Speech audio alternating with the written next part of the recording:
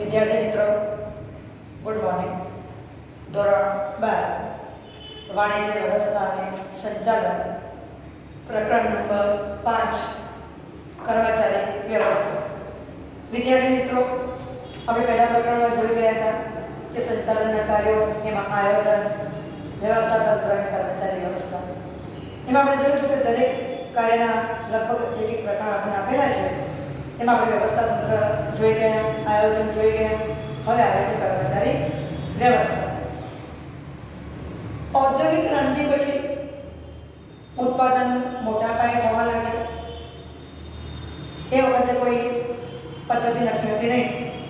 ઓછામાં ઓછા ખર્ચે ઉત્પાદન કરી અને સંચાલકો કે ઉત્પાદકો વધુને વધુ નફો પ્રાપ્ત કરતા હતા.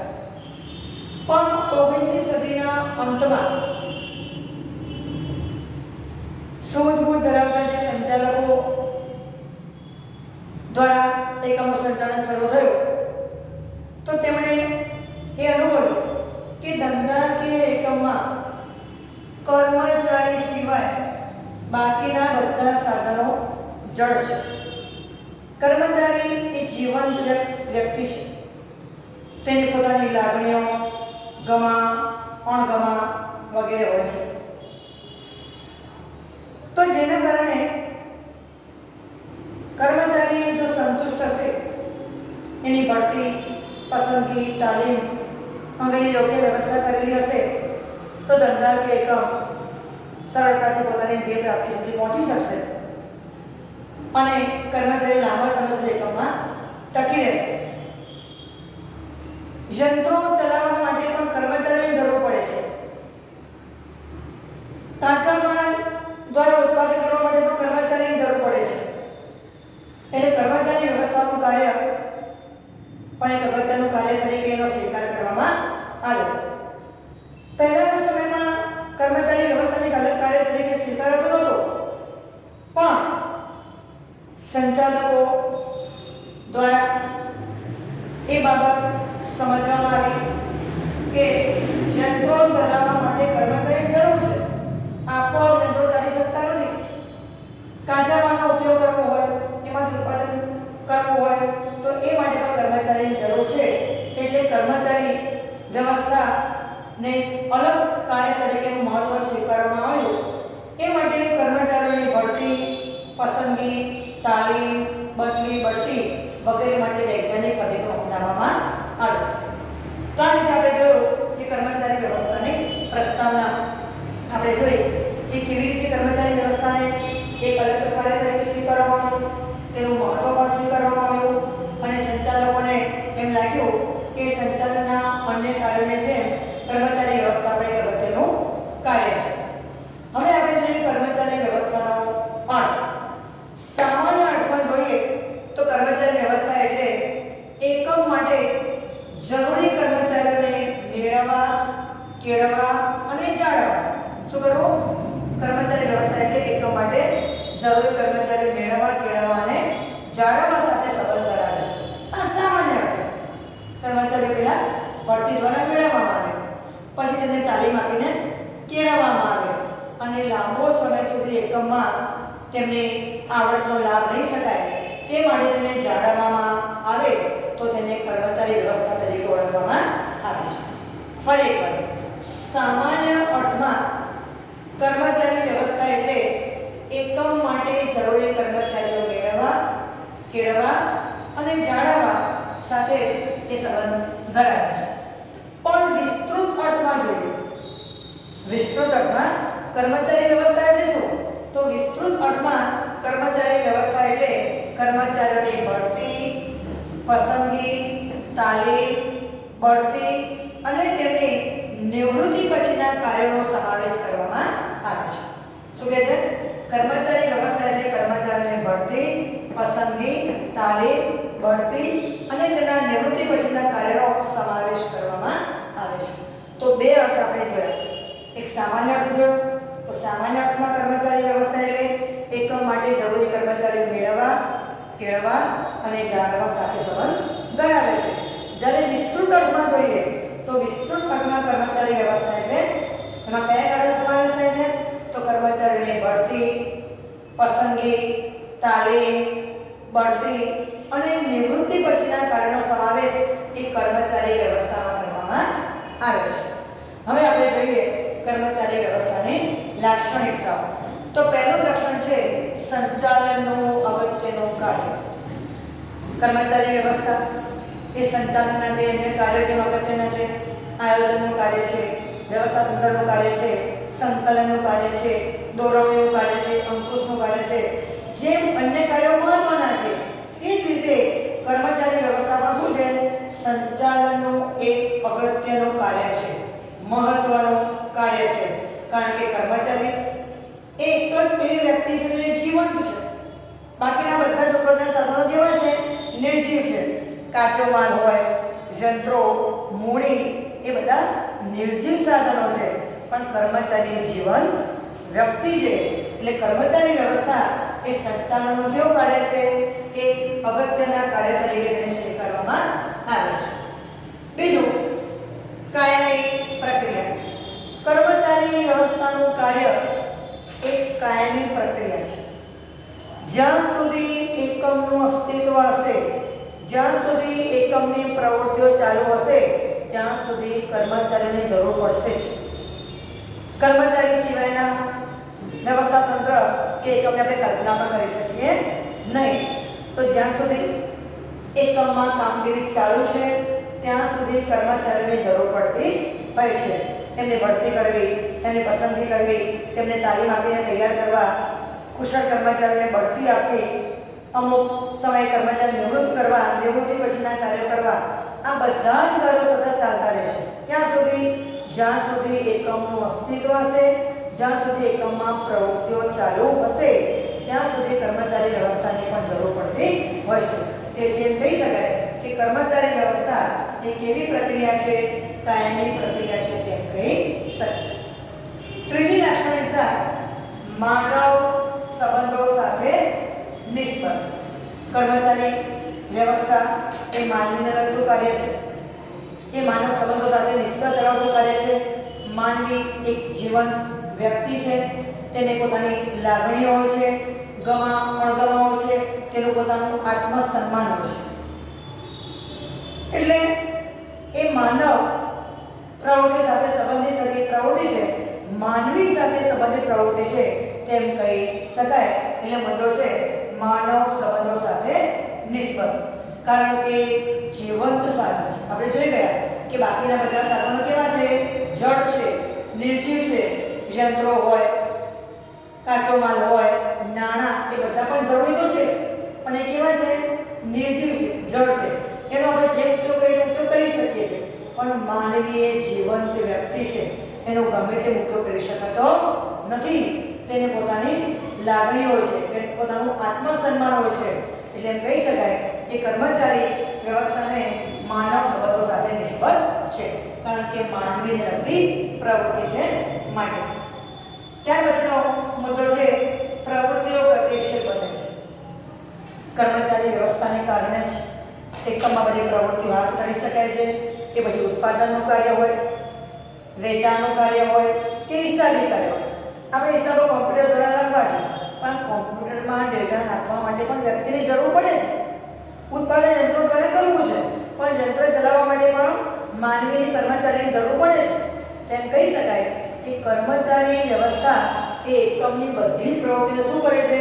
ગતિશીલ બનાવે છે. એ પછી ભલે કાચા માલની ખરીદી કરવાની હોય, માલ સામાનનું ઉત્પાદન કરવાનું હોય, એનું વેચાણ કરવાનું હોય કે હિસાબો લખવાના હોય, આમ દરેકે દરેક પ્રવૃત્તિમાં માનવી અનિવાર્ય છે. કે એકમમાં જે પણ કંઈ પ્રવૃત્તિ થતી હોય, ઉત્પાદનની પ્રવૃત્તિ, ખરીદીની પ્રવૃત્તિ, વેચાણની પ્રવૃત્તિ, હિસાબી પ્રવૃત્તિ, એ બધી જ પ્રવૃત્તિઓને ગતિશીલ રાખવાનું કાર્ય કોણ કરે છે? કર્મચારી કરે છે. એટલે એમ કહી શકાય કે કર્મચારી વ્યવસ્થાને કારણે એકમની પ્રવૃત્તિઓ કેવી બને છે? ગતિશીલ બને છે. ત્યાર પછીની લાક્ષણિકતા છે અન્ય કાર્યો સાથે સંબંધ. સંચાલનના કાર્યો વિશે આપણે અગાઉ જોઈ ગયા છીએ. આયોજન, વ્યવસ્થા તંત્ર, કર્મચારી વ્યવસ્થા છે બાકીના કાર્યો, સંકલન, દોરવણી, અંકુશ, આ બધા જ કાર્યો સાથે કર્મચારી વ્યવસ્થા શું ધરાવે છે? સંબંધ ધરાવે છે તેમ કહી શકાય. આયોજન દ્વારા કયું કાર્ય કોણ ક્યારે કેવી રીતે કરશે તે વિચારવામાં આવે છે. વ્યવસ્થા તંત્રના માળખા દ્વારા સત્તા અને જવાબદારીની સોંપણી કરવામાં આવે છે. તેમના વચ્ચેના આંતર સંબંધો ઊભા કરવામાં આવે છે. કોણ હુકમ આપશે, કોણ હુકમનું પાલન કરશે, તેમાં પણ કર્મચારીઓ અનિવાર્ય છે. તો કર્મચારી વ્યવસ્થાને એકમના બધા જ કાર્યો દોરવણી દ્વારા જે નિરીક્ષક છે એ કામદારો કર્મચારીઓને માર્ગદર્શન દોરવણી આપે છે. અંકુશ તો આયોજન મુજબ કાર્ય થાય છે કે નહીં તે જોવાનું કાર્ય અંકુશનું છે. આમ સંચાલનના બધા જ કાર્યો સાથે કર્મચારી વ્યવસ્થા શું ધરાવે છે, સંબંધ ધરાવે છે તેમ આપણે કહી શકીએ. ત્યાર પછી લાક્ષણિકતા છે વિસ્તૃત પ્રવૃત્તિ. કર્મચારી વ્યવસ્થા એ વિસ્તૃત પ્રવૃત્તિ છે. તેમાં એકમમાં જે પણ કર્મચારીઓની જરૂર છે તેનો અંદાજ મૂકવામાં આવે છે. એ કર્મચારીઓ મેળવવામાં આવે છે. મેળવ્યા પછી તેમને એકમના કાર્યમાં પારંગત બનાવવા માટે તાલીમ આપી અને કેળવવામાં આવે છે. અને ત્યારબાદ એ કેળવાયેલા કર્મચારીઓ એકમમાં લાંબો સમય સુધી ટકી રહે તે માટે તેમને જાળવવામાં આવે છે. તો આ વિસ્તૃત પ્રવૃત્તિ છે. કેવી રીતે વિસ્તૃત પ્રવૃત્તિ છે? તો કર્મચારીઓને મેળવવા, કેળવવા, જાળવવા અને તેમનો વિકાસ કરવો, આ બધી જ પ્રવૃત્તિઓ એ કર્મચારી વ્યવસ્થા દ્વારા કરવામાં આવે છે. તેથી એમ કહી શકાય કે કર્મચારી વ્યવસ્થા એ વિસ્તૃત પ્રવૃત્તિ છે. છેલ્લી લાક્ષણિકતા છે મૂડી ખર્ચ. કર્મચારી વ્યવસ્થા દ્વારા જે પણ જે કાર્યો કરવામાં આવે છે, ભરતી, પસંદગી, તાલીમ, આ બધા પાછળ ખર્ચ કરવો પડે છે. અથવા કર્મચારીઓ મેળવવા, કેળવવામાં પણ ખર્ચ કરવો પડે છે. તો ઘણા એને બિનજરૂરી ખર્ચ માને છે, પણ આ ખર્ચ એ બિનજરૂરી ખર્ચ નથી, પણ તેને મૂડી ખર્ચ તરીકે ગણવામાં આવે છે. કારણ કે કર્મચારી તૈયાર કરવા માટે જે ખર્ચ કરવામાં આવે છે એના કરતાં એને તૈયાર કર્યા પછી જે લાભ મળે છે એ લાભ કેવો હોય છે? વધુ હોય છે. માટે આ ખર્ચને મૂડી ખર્ચ ગણવામાં આવે છે. જેમ આપણે એકમ માટે યંત્રો ખરીદીએ, મકાન ખરીદીએ કે ફર્નિચર ખરીદીએ, એ ખર્ચ આપણે એકવાર કરીએ છીએ, પણ લાભ આપણને ઘણા વર્ષો સુધી મળ્યા કરતો હોય છે, એને આપણે મૂડી ખર્ચ કહીએ છીએ. તો તે જ રીતે કર્મચારીઓ મેળવવા માટે, કેવા કર્મચારીઓ? કુશળ, યોગ્ય, લાયકાત ધરાવતા કર્મચારીઓ મેળવવા માટે જે પણ કંઈ ખર્ચ કરવામાં આવે છે, એના ભરતી માટેનો, પસંદગી માટેનો, તાલીમ માટેનો જે પણ કંઈ ખર્ચ કરવામાં આવે છે એ ખર્ચને શું ગણવો જોઈએ? મૂડી ખર્ચ ગણવામાં આવે છે. એકવાર ખર્ચ કર્યા પછી તેની નિપુણતાનો, તેની આવડતનો, તેની કુશળતાનો લાભ ધંધા એકમને લાંબા સમય સુધી મળ્યા કરતો હોય છે. એટલે કર્મચારી વ્યવસ્થામાં જે ખર્ચ કરવામાં આવે છે એ ખર્ચને શું ગણવામાં આવે છે? મૂડી ખર્ચ ગણવામાં આવે છે. એ ખર્ચનો લાભ ધંધા એકમને લાંબા સમય સુધી મળ્યા કરતો હોય છે. તો આ રીતે આપણે જોયું કર્મચારી વ્યવસ્થાની પ્રસ્તાવના, એનો અર્થ, એની વ્યાખ્યા અને લાક્ષણિકતાઓ. લાક્ષણિકતામાં આપણે મુદ્દાઓ જોયા. પહેલો સંચાલનનું અગત્યનું કાર્ય છે. બીજો મુદ્દો જોયો કાયમી પ્રક્રિયા છે. ત્રીજો મુદ્દો માનવ સંબંધો સાથે નિસ્બત ધરાવે છે.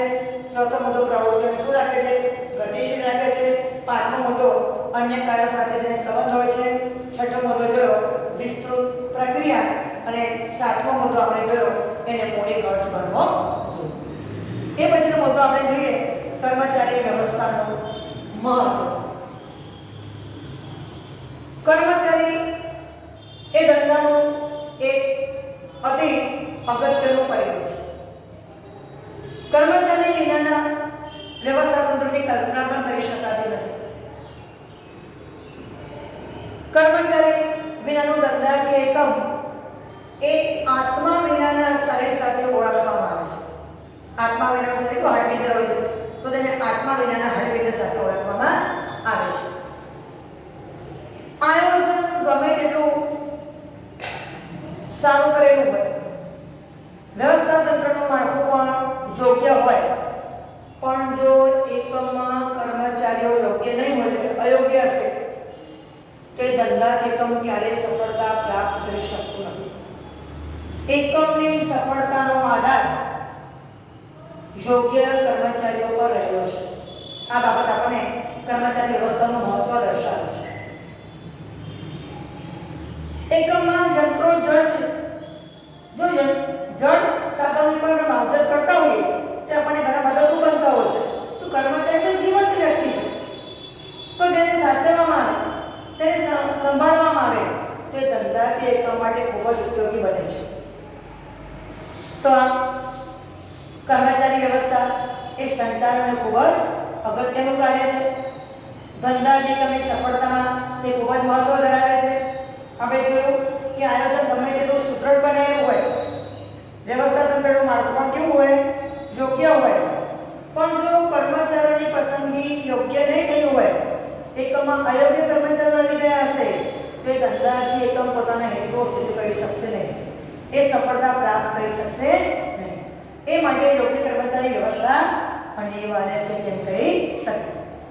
બીજું આપણે મહત્વથી જોઈ શકીએ કે કર્મચારી વિનાનું વ્યવસ્થા તંત્ર એ કોના જેવું છે? આત્મા વિનાના હાડપિંજર જેવું છે. ધંધાકીય એકમમાં આયોજનને માનવશ્રેયના મગજ સાથે સરખાવવામાં આવે છે, તો કર્મચારી વ્યવસ્થાને એ હાથ પગ સાથે સરખાવવામાં આવે છે. જેમ આપણને મગજ જે ઓર્ડર આપે, હાથ પગ તેનો અમલ કરે છે, એ જ રીતે ધંધાકીય એકમમાં આયોજક દ્વારા જે પણ કંઈ નીતિઓ ઘડવામાં આવી છે એનો અમલ કોના દ્વારા કરવામાં આવે છે? કર્મચારી વ્યવસ્થા દ્વારા કરવામાં આવે છે. એના માટે સરસ વાક્ય આપેલું છે નિષ્ણાત દ્વારા કે તમે તમારા કર્મચારીનો ખ્યાલ રાખો, બાકીનું બધું તો સાચવી લેશે. અથવા તો તમે તમારા માણસો એટલે કર્મચારીનો સાચવો, બાકીનું બધું તેઓ સંભાળી લેશે. આના પરથી કર્મચારી વ્યવસ્થાનું મહત્વ સમજી શકાય. જળ વસ્તુઓ, એમાં યંત્રો હોય, ફર્નિચર હોય, એની જો આપણે સંભાળ રાખીએ તો એ આપણને લાંબા સમય સુધી ઉપયોગી બનતા હોય છે. તો કર્મચારી તો જીવંત વ્યક્તિ છે, એને લાગણીઓ હોય છે, ગમા અણગમા આત્મસન્માન હોય છે. જો તેને સાચવવામાં આવે, તેની સંભાળ રાખવામાં આવે તો તે આપણને ઘણો ફાયદાકારક નીવડે છે. તો હવે આપણે જોઈએ કર્મચારી વ્યવસ્થાના મહત્વના કેટલાક મુદ્દાઓ. તો પહેલો મુદ્દો છે ચાલક બળ. કર્મચારીઓ એકમમાં ચાલક બળ તરીકે ઓળખવામાં આવે છે. ધંધાની બધી જ પ્રવૃત્તિઓને એક ગતિશીલ બનાવવાનું કાર્ય કરે છે. એમાં જો સંતુષ્ટ અને કાર્યક્ષમ કર્મચારીઓ હો તો તે એકમનું અગત્યનું ચાલક બળ છે. જેમ આપણે વાહન ચલાવવા માટે પેટ્રોલ કે ડીઝલ ચાલક બળની જરૂર પડે છે, એમ ધંધાકીય એકમની પ્રવૃત્તિઓને ગતિશીલ રાખવા માટે સંતુષ્ટ અને કાર્યક્ષમ કર્મચારીની જરૂર હોય છે. તેઓ એકમની પ્રવૃત્તિઓ સતત ગતિશીલ રાખતા હોય છે, એટલે ચાલક બળ તરીકે ઓળખવામાં આવે છે. બીજો મુદ્દો છે પ્રવૃત્તિઓ ગતિશીલ બને. કર્મચારી વ્યવસ્થાને કારણે જ એકમની બધી પ્રવૃત્તિઓ ગતિશીલ બને છે. આપણે અગાઉ જોઈ ગયા કે ઉત્પાદનની પ્રવૃત્તિ હોય કે પછી ખરીદીની પ્રવૃત્તિ હોય કે વેચાણની પ્રવૃત્તિ હોય, હિસાબી પ્રવૃત્તિ હોય, આ બધી જ પ્રવૃત્તિઓ કરવા માટે કર્મચારીની જરૂર પડતી હોય છે. તો આમ કર્મચારી એ એકમની પ્રવૃત્તિને શું બનાવે છે? ગતિશીલ બનાવે છે. એટલે બીજો મહત્વનો મુદ્દો છે એ પ્રવૃત્તિઓને ગતિશીલ બનાવે. ત્રીજો મુદ્દો છે સંચાલનના અન્ય કાર્યો માટે જરૂરી. આપણે કહું જોઈ ગયા એક પ્રમાણે પણ મુદ્દો આવી ગયો હતો અન્ય કાર્યો સાથે સંબંધ. એ મુદ્દો રિપીટ થાય છે સંચાલનના અન્ય કાર્યો જેવા કે આયોજન, વ્યવસ્થા તંત્ર, સંકલન, દોરવણી, અંકુશ. આ બધા કાર્યો માટે કર્મચારી વ્યવસ્થા અનિવાર્ય છે. આયોજન દ્વારા કામગીરી કોણ ક્યારે કરશે તો કર્મચારીની જરૂર પડે. વ્યવસ્થા તંત્રના માળખામાં પણ સરકારી જવાબદારી સોંપવામાં આવે તો કર્મચારીને સોંપવામાં આવે છે. દોરવણી પણ કામદાર કર્મચારીને આપવામાં આવે છે. સંકલન પણ કર્મચારીઓ વચ્ચે કરવામાં આવે છે. તો આમ સંચાલનના જે અન્ય કાર્યો છે એ બધા જ કાર્યો માટે કર્મચારી વ્યવસ્થા અનિવાર્ય છે. એટલે મુદ્દો છે સંચાલનના અન્ય કાર્યો માટે કર્મચારી વ્યવસ્થા જરૂરી. એ પછીનો મહત્વનો મુદ્દો છે એકમના હાથ પગ. કર્મચારી વ્યવસ્થાને એકમના હાથ પગ સાથે સરખાવવામાં આવે છે. ધંધાકીય એકમમાં આયોજન ને માનવ શરીરના મગજ સાથે સરખાવવામાં આવે છે. મગજ દ્વારા જે નિર્ણયો લેવાય એ આપણા શરીરના હાથ પગ દ્વારા અમલ થાય છે. એ જ રીતે ધંધાકીય એકમમાં આયોજન એ માનવ શરીરનું મગજ છે, તો કર્મચારી વ્યવસ્થા કોના સમાન છે? એકમના હાથ પગ સમાન ઓળખવામાં આવે છે. એ પછીનો મહત્વનો મુદ્દો છે કર્મચારીઓમાં સંતોષ. ધંધાકીય એકમમાં કર્મચારી જીવંત વ્યક્તિ છે, તેની કેટલીક મુશ્કેલીઓ હોય છે, ફરિયાદો હોય છે, તે ફરિયાદો સાંભળવામાં આવે, એ ફરિયાદોનો યોગ્ય ઉકેલ લાવવામાં આવે અને એનો અમલ કરવો એ પણ ખૂબ જ જરૂરી છે. તો કર્મચારી સંતુષ્ટ બની અને એકમમાં લાંબો સમય ટકી રહેતો હોય છે. એટલે મુદ્દો છે કર્મચારીઓમાં સંતોષ. તો કર્મચારીઓને ધંધાકીય એકમમાં કેટલીક મુશ્કેલીઓ હોય, તેની કેટલીક ફરિયાદો હોય, તો સંચાલકો અથવા અધિકારીઓ દ્વારા એ ફરિયાદોને સાંભળવામાં આવે, તેનો યોગ્ય નિકાલ લાવવામાં આવે અને નિકાલ સુધી તેનો અમલ કરવામાં આવે ખૂબ જ અનિવાર્ય છે. તો કર્મચારી સંતુષ્ટ બની અને પોતાના કામને પૂરતો ન્યાય આપી શકે છે. એટલે એમ કહી શકાય કે કર્મચારી સંતોષ એ પણ કર્મચારી વ્યવસ્થાનો અગત્યનો એક મહત્વનો મુદ્દો છે. ત્યાર પછીનો મુદ્દો છે સંબંધોમાં સંવાદિતા. એકમમાં સંચાલકો કે અધિકારીઓ દ્વારા કર્મચારીઓ માટે સંતોષકારક વાતાવરણ ઊભું કરવું અનિવાર્ય છે. એમને કાર્યમાં સરળતા રહે એ માટે જે પણ કંઈ એમના પ્રશ્નો હોય દૂર કરી એવું વાતાવરણ ઊભું કરવું જોઈએ કે જેથી સંતોષકારક કર્મચારી દળ ઊભું કરી શકાય અને કર્મચારી સંતુષ્ટ હશે તો પોતાના કાર્યમાં એ નિપુણ બનશે અને કર્મચારી નિપુણ દર ઘટાડી શકાય છે. કર્મચારીને એકમમાં જાળવી શકાય છે લાંબા સમય સુધી. તો સંબંધોમાં એના કારણે સમાનતા પણ જાળવી શકાય. કોની વચ્ચે? માલિક અને કર્મચારી વચ્ચે, અધિકારી અને કર્મચારી વચ્ચે સમાનતા બધું વાતાવરણ ઊભું કરી શકાય. ત્યારે જો એકમમાં સંતોષકારક વાતાવરણ હોય, કર્મચારી સંતુષ્ટ થઈને પોતાનું કાર્ય કરતું હશે તો માલિક અને કર્મચારી વચ્ચેના સંબંધો કેવા હશે? સમાનતા ભર્યા હશે. જ્યાં સંબંધો સમાનતા ભર્યા હોય ત્યાં કોઈ પ્રશ્નો કે ઝઘડાઓ ઊભા થતા નથી. તો સંબંધોમાં સમાનતા લાવી શકાય છે અને સંતોષકારક વાતાવરણનું સર્જન કરી શકાય છે. ત્યાર પછી એકમની પ્રતિષ્ઠામાં વધારો.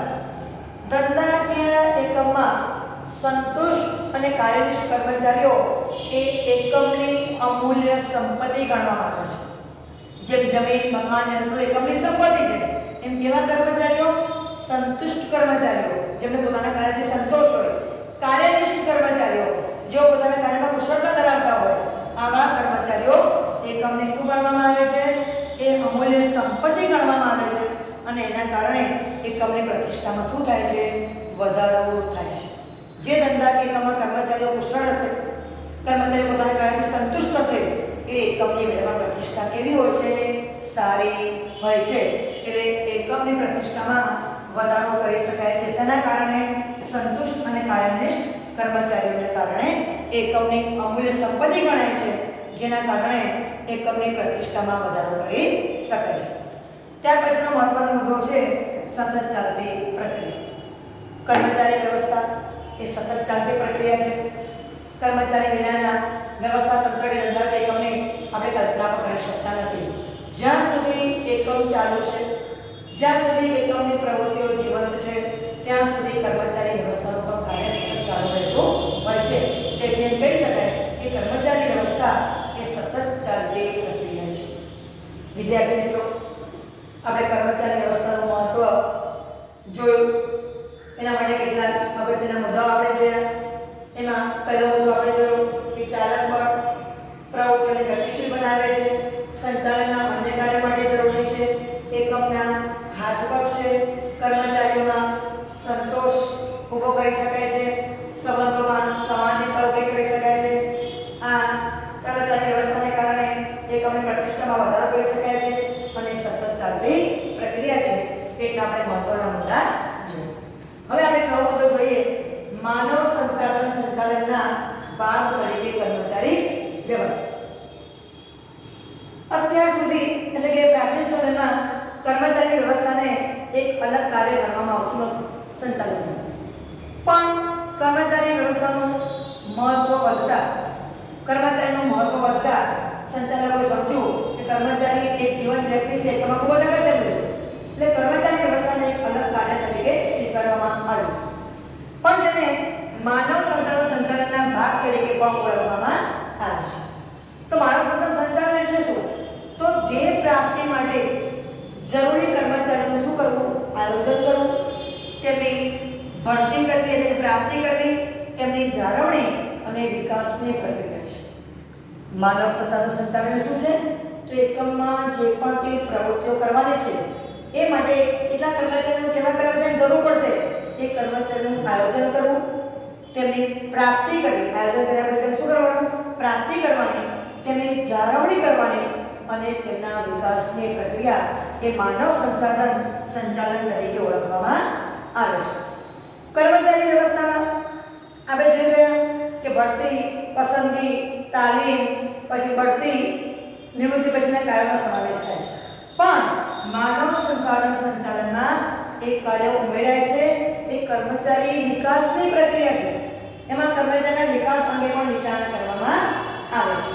તો માનવ સંચાલનને બે ભાગમાં વહેંચવામાં આવે છે. એક આયોજન સાથે સંબંધિત બાબતો અને બીજું વળતર અને વિકાસ સાથે સંબંધિત બાબતો. એક વારમાં પ્રશ્ન પૂછાય ફક્ત બે મુદ્દા લખવાના. પહેલો મુદ્દો કયો? માનવ સંસાધન સંચાલનને બે ભાગમાં વહેંચવામાં આવે છે. પહેલો ભાગ કયો છે?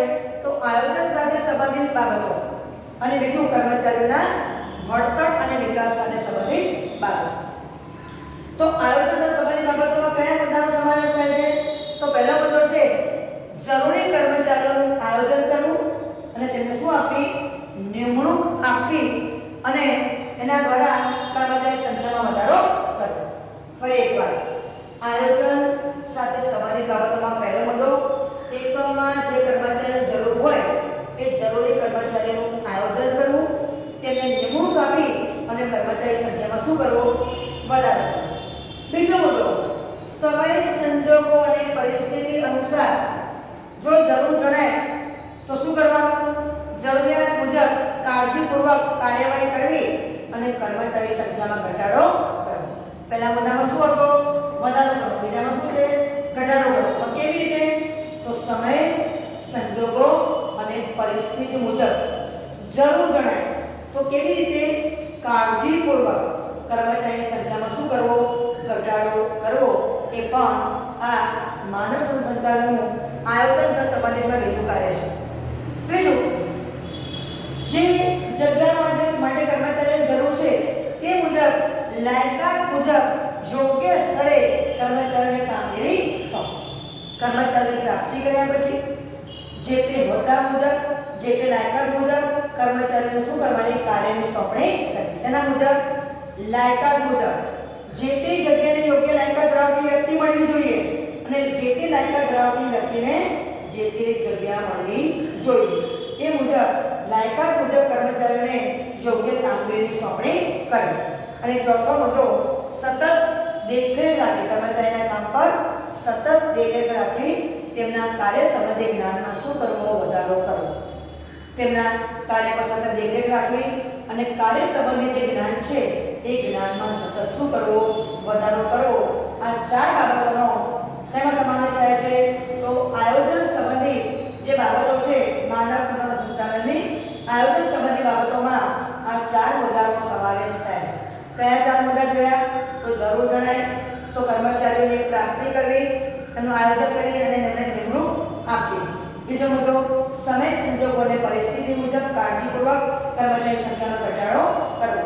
ત્રીજો મુદ્દો આપણે જોયો કે લાયકાત મુજબ યોગ્ય સ્થાને કર્મચારીઓને કામગીરી સોંપવી.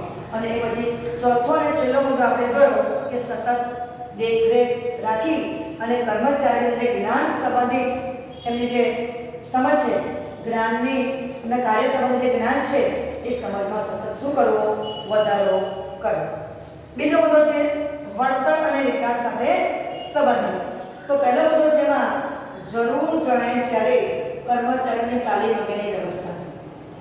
કર્મચારી ભરતી તો આપણે કરીએ છીએ, પણ કર્મચારી એ એકમના કાર્યથી કદાચ માહિતગાર ન હોય, એકમના કાર્યો વચ્ચેનો અનુભવ ન હોય કે એ માટેની તાલીમની વ્યવસ્થા કરવી. તો વળતર અને વિકાસ સાથે સંબંધિત બાબતોમાં પહેલો મુદ્દો છે જરૂર પડે ત્યારે, જરૂર જણાય તો કર્મચારીઓ માટે તાલીમની વ્યવસ્થા કરવી. તાલીમથી કર્મચારી પોતાના કાર્યમાં કુશળ બને છે. જો કર્મચારી કાર્ય બરાબર ફાવતું ન હોય તો પોતાનો સમયનો શું કરશે? દુરુપયોગ કરશે. તો સાધનો અને સમયનો વ્યય થાય છે. તો જરૂર જણાય તો કર્મચારી માટે તાલીમની વ્યવસ્થા કરવી. બીજો મુદ્દો, નિષ્ણાત બને અને તેની વિચાર શક્તિ વધે તેવું વાતાવરણ પૂરું પાડવું અને તેની તક આપવી. કોઈ પણ કર્મચારી જ્યારે એકમમાં કાર્ય કરે છે તો અગાઉથી નિષ્ણાત નથી હોતો, પણ અનુભવથી વ્યક્તિ ઘડાય છે. તો ધંધાકીય એકમમાં કર્મચારી પોતાના કાર્યમાં શું બને? નિષ્ણાત બને. તેની વિચાર શક્તિનો વિકાસ થાય તેવું વાતાવરણ અને તક પૂરી પાડવી એ પણ માનવ સંસાધન સંચાલનના વળતર અને વિકાસ સાથે સંબંધિત કાર્ય કે બાબત છે. ત્રીજો મુદ્દો, લાયકાત મુજબ એને વળતર અને લાભ. એકમમાં 3 પ્રકારના કર્મચારીઓ છે. કુશળ કર્મચારી હોય, અર્ધકુશળ કર્મચારી હોય અને બિનકુશળ કર્મચારી હોય. તો જે આપણા સંચાલનના સિદ્ધાંતો છે એ સિદ્ધાંતો મુજબ કર્મચારીની જે લાયકાત છે, તેની જે આવડત છે, તેની જે કુશળતા છે, તે મુજબ તેને યોગ્ય વળતર કે લાભ આપવા એ ત્રીજું કાર્ય છે. ચોથું અને છેલ્લું કાર્ય, કર્મચારીને કાર્ય સંબંધી જે પણ કંઈ મુશ્કેલીઓ કે સમસ્યાઓ હોય એ સમસ્યાઓ જાણવી, તેનો ઉકેલ લાવવો અને તે ઉકેલ આવ્યા પછી તેનો અમલ કરવો. તો ચોથું અને છેલ્લું કાર્ય, કાર્ય સંબંધી કર્મચારી જે પણ એકમમાં સમસ્યાઓ ઉદ્ભવતી હોય એ સમસ્યાઓને ઓળખવી, એના વિશે સમજવું, તેનો ઉકેલ લાવવો અને ઉકેલ લાવ્યા પછી તેનો અમલ કરવો. તો આ રીતે માનવ સંસાધન સંચાલનમાં આપણે 2 બાબતો જોઈ. આયોજન સાથે સંબંધિત 4 બાબતો અને વળતર અને વિકાસ સાથે સંબંધિત 4 બાબતો. વિદ્યાર્થી મિત્રો, આજે આપણે કર્મચારી વ્યવસ્થાનો અર્થ, અને લાક્ષણિકતાઓ, એનું મહત્વ અને માનવ સંસાધન સંચાલનના ભાગ તરીકે કર્મચારી વ્યવસ્થા એ આપણે જોયું. હવે આપણે આગળ આવતા લેક્ચરમાં જોઈશું.